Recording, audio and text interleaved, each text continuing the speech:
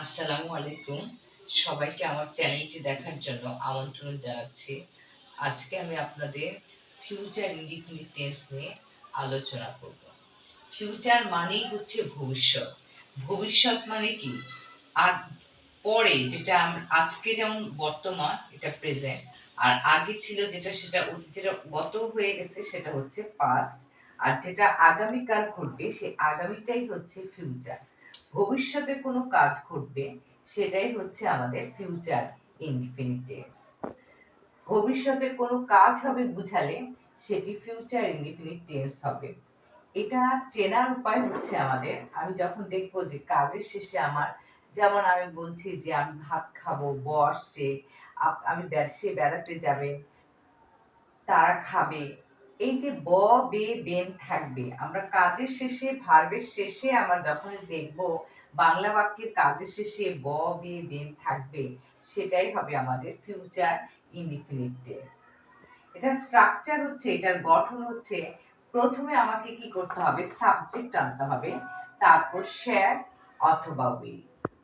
আমরা সাধারণত আমরা আই আর উই এর সাথে, ফার্স্ট পারসন আই আর উই এর সাথে আমরা শ্যাল ব্যবহার করে থাকি।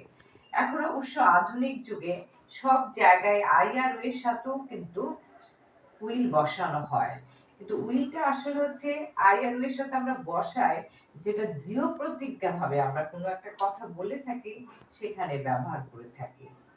তো আর অন্য গুলোতে আমরা উইল ব্যবহার করি, যেমন you will, he will, they will, এগুলোতে আমরা উইল ব্যবহার করে থাকি।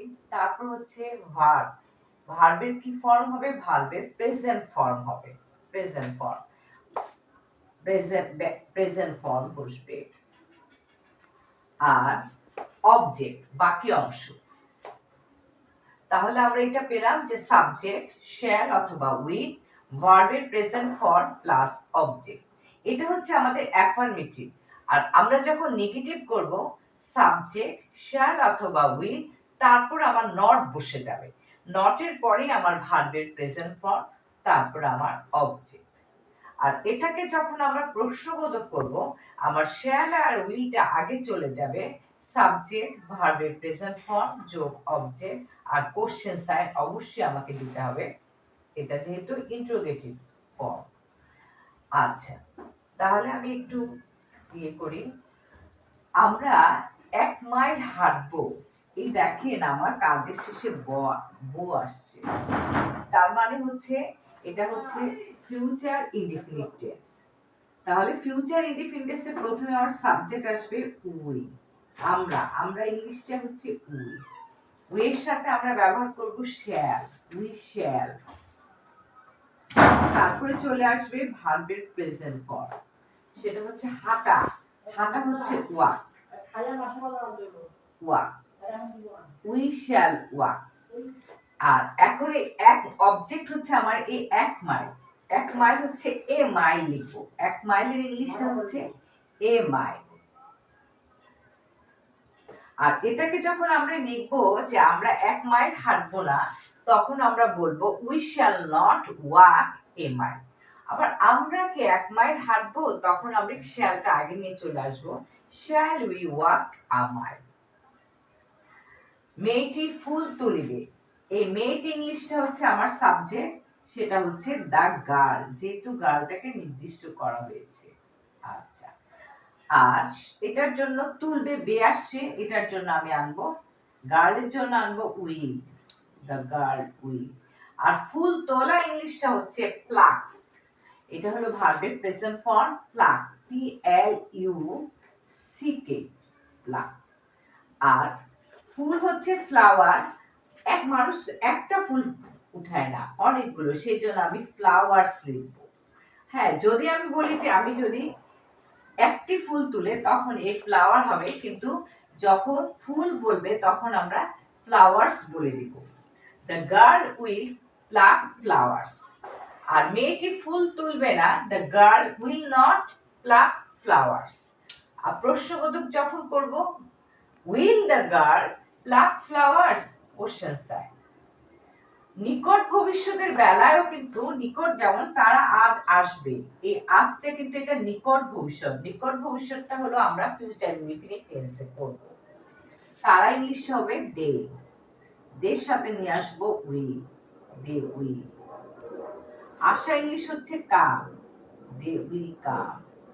টুডে, এই টুডে মানে আজ, এটা হচ্ছে এটাকে বলা হয় নিকট ভবিষ্যৎ। নিকট ভবিষ্যৎটা আমরা ফিউচার ইনডিফিনিট টেন্সে করব। তারা আজ আসবে না, এটা নেগেটিভ ফর্ম হচ্ছে they will not come today. তারা কি আজ আসবে, উইল দে কাম টুডে। আমরা অবশ্যই কোশ্চেন মার্ক দিব এটাতে। তুমি কাজটি করিবে, এই করিবে বেটার জন্য আসছে আমার ফিউচার ইনডিফিনিট টেন্স।